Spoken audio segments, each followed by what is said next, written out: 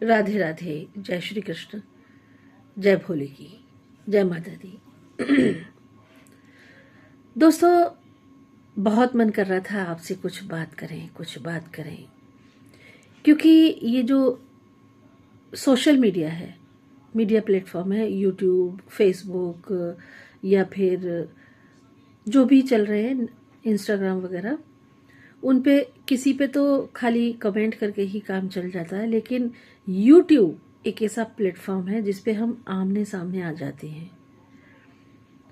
बिल्कुल ऐसे लगता है जैसे मैं आपके समक्ष बैठी हुई हूँ, सामने बैठी हुई हूँ, आपसे बात कर रही हूँ, आप मेरी बात सुन रहे हैं, समझ रहे हैं, और उसको अगर अच्छी लगेगी तो शायद अपनी लाइफ में भी उसको उतारेंगे। तो अभी जो मैं आपसे बात करने जा रही हूँ, मुझे लगता भी है कि शायद आप मेरी बात को अपनी लाइफ में उतारेंगे, हमेशा हमेशा के लिए। अब जो मार्च का महीना चल रहा है दोस्तों, विगत दिनों से ही देख रहे हैं, फरवरी के लास्ट से, लेकिन मार्च के महीने में तो खास तौर से ये देखने को मिला। एक तो इस बार ठंड जैसी पड़नी चाहिए थी वैसी नहीं पड़ी, ना कोहरा पड़ा, ना बहुत ज़्यादा ठंड पड़ी, आती जाती सी रहीं सर्दियाँ। और दूसरे, अब जब होली आने को है तो थोड़ी गर्मी होनी चाहिए। तो अब क्या हो रहा है कि सुबह एकदम ठंड होती है, बिना स्वेटर के नहीं निकल पाते हैं। ख़ास तौर से टू व्हीलर में अगर हम हैं, टू व्हीलर पे अगर हमें सफ़र करना है तो हम खाली कपड़े पहन के गर्मियों वाले नहीं निकल सकते हैं। उसके लिए फिर हमें ठंड लगती है, स्वेटर चाहिए, शॉल चाहिए, जो भी है जैकेट वगैरह, कुछ ना कुछ हमें उस समय पे चाहिए। अगर हम बंद गाड़ी में हैं, यानी कि फोर व्हीलर में हैं या फिर पैदल हैं, तो पैदल भी हम चल सकते हैं। तो चलने से थोड़ा वार्म अप होते हैं तो पसीने आने लगते हैं, तो इतना ज़्यादा सर्दी महसूस नहीं होती उस समय। लेकिन टू व्हीलर पे हमें इस समय बहुत सर्दी महसूस होती है, और जब वो सर्दी महसूस होती है तो फिर अगर हमने गर्म कपड़े नहीं लिए हैं तो हमें उनकी याद सताने लगती है। और यही स्थिति होती है शाम के समय की। शाम को भी हमें, जब अगर हम घर से बाहर निकलते हैं तो हल्के से स्वेटर की या फिर स्टॉल की या फिर शॉल की ज़रूरत पड़ ही जाती है।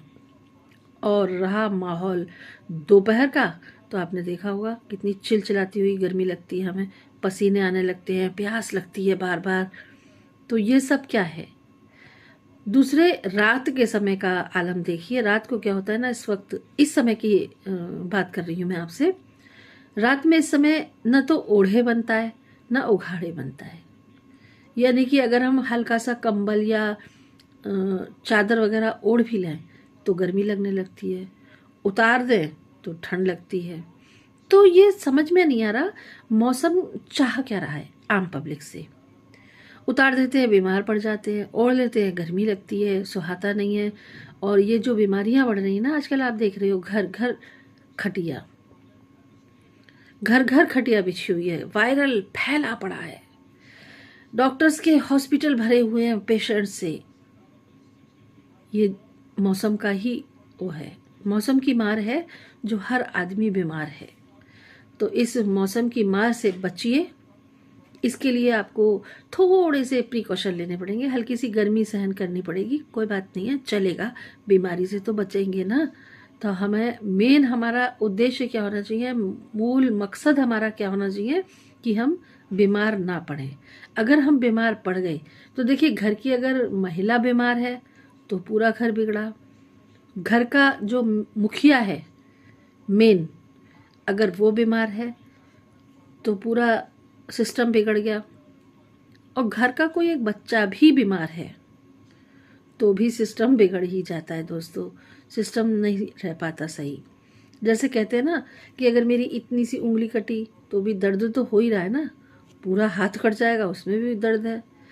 तो हम कोशिश करते हैं कि हम उस उंगली को भी बचा के रखें, उसको भी हमें नहीं कटने देना है।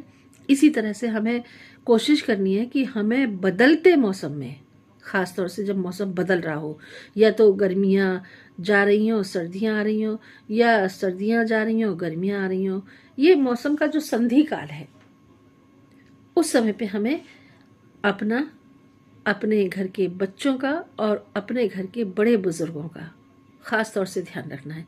जब हम स्वस्थ रहेंगे, हम बीमार नहीं पड़ेंगे, तो हम घर के और लोगों का ध्यान रख सकते हैं, आराम से रख सकते हैं, बच्चों का भी, बड़ों का भी, बुजुर्गों का भी, सभी का। तो सबसे पहले तो हमें क्या है, खुद को स्वस्थ रखना है, और उसके बाद हमें अपने परिवार के अन्य सदस्यों पे ध्यान देना है।